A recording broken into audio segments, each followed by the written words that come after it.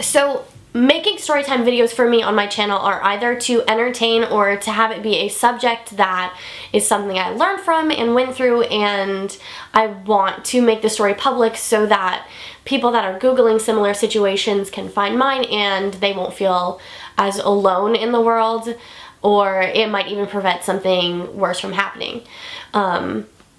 So the subject that I'm talking about today has always been very, very personal to me, and I think some of you guys might understand where I'm coming from here if you've watched my other videos. So I have not told this story before to, I think, anyone other than my mom.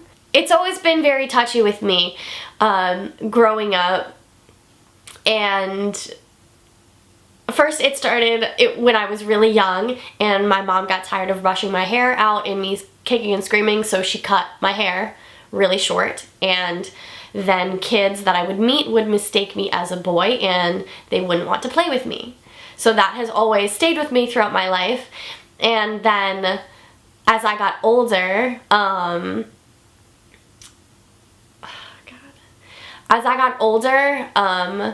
the small hairs, the tiny thin hairs that are on your face started to get darker, and next thing I know, I'm hearing comments from all these boys and girls that I have a mustache.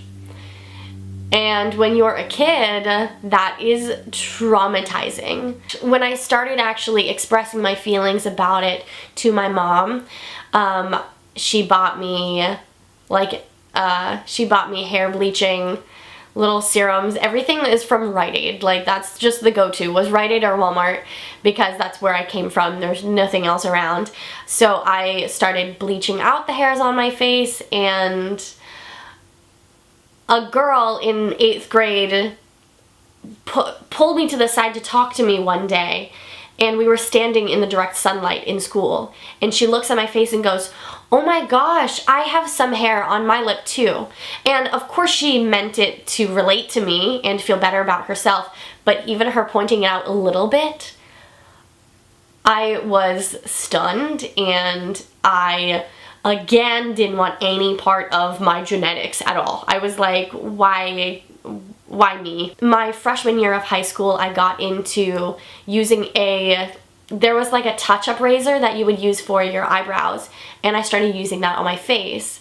And of course you can accidentally slip up and cut yourself, which men deal with all the time, but of course I wouldn't want anyone to think that when looking at me and seeing like a mark on my skin.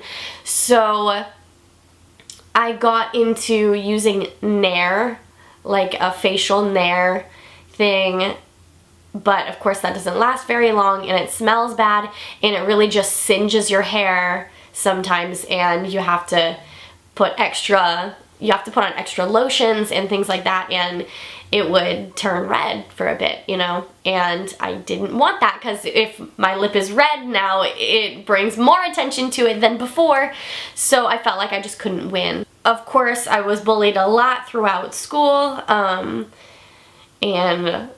you know, a little bit from my siblings, and I decided that that was gonna be it, and I was going to get into waxing, at-home waxing.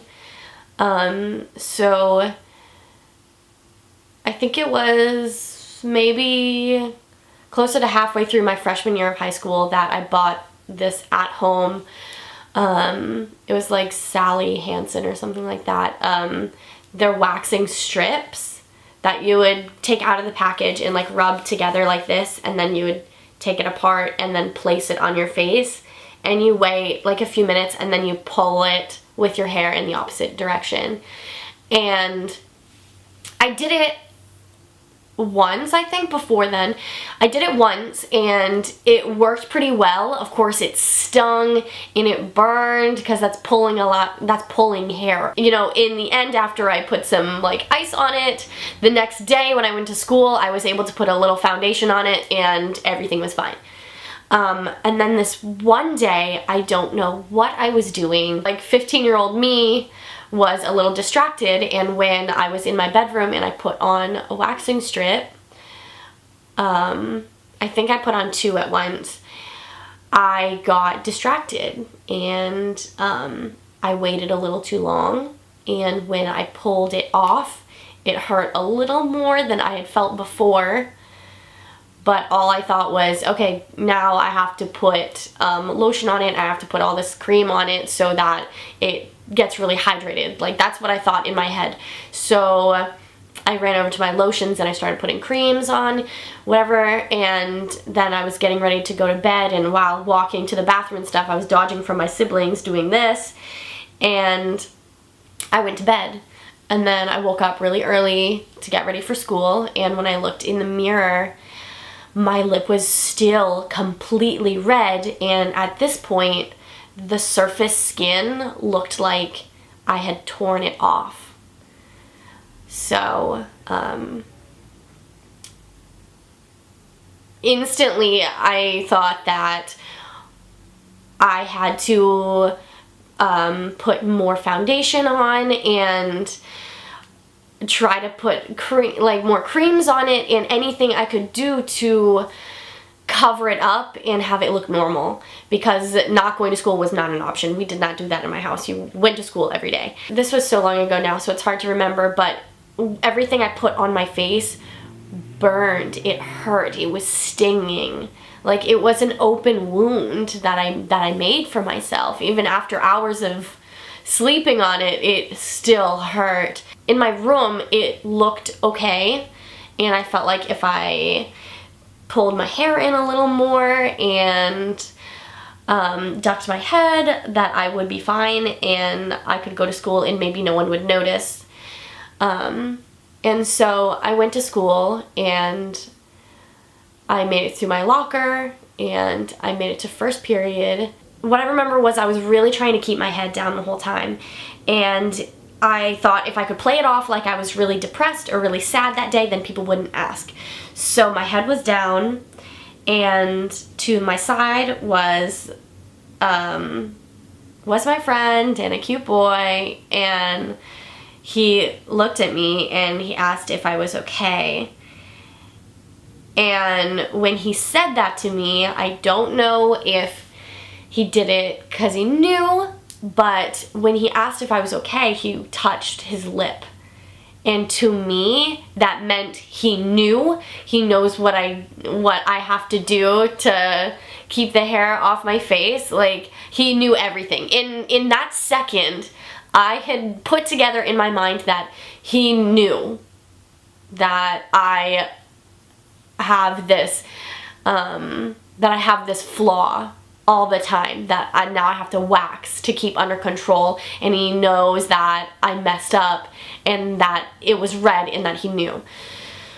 So instantly my heart is like beating uncontrollably. I asked to go to the bathroom, and I run to the bathroom and I start texting my mom, and I asked her if she could pick me up from school because I can't face anyone. And I don't remember how I explained it to her, but it worked, and my mom came, and her and my stepdad picked me up, and I just got in the car and I couldn't even talk. And then my mom kept asking if she could look at it. She just wanted to see it, and I was like, no. But of course she just wanted to help. And so when I got home, my mom had me take all my makeup off, and then I sat around the house with, I think, aloe on it, because we treated it like it was a burn, basically. And so I just had a medical cream now, not just lotion. I had medical cream on my face, and then as that would soak in, I was putting ice on it, and after a whole day of it, I was able to go to school the next day, and no one asked.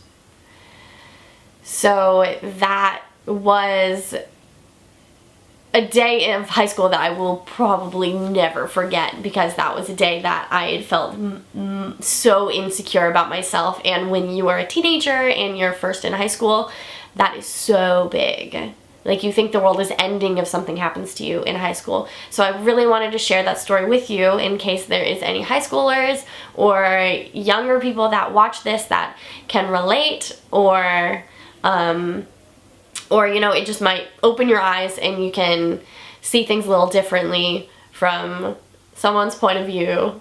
If I could talk to my younger self in that moment right now, struggling with how I saw myself, I would love to tell younger me that everything is gonna be okay.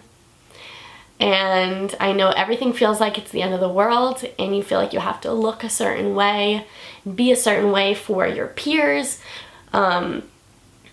for your friends, but you don't. And what's most important is doing everything you can to make sure that you feel good enough about yourself, because you are. And it will be a great day when you realize that you are enough. Everything that you offer the world through beauty or your personality, you are enough. So don't be too hard on yourself, and don't hurt yourself, even on accident, doing little beauty things. Everything will be okay. Thank you so much for watching. I will be bringing you another video in a few days. You guys are so amazing. If you have not clicked on my other social medias, and you have not clicked subscribe, please do so if you feel inclined. But you guys are super amazing. Thank you for letting me share my story, and I hope you guys have a great day. Bye!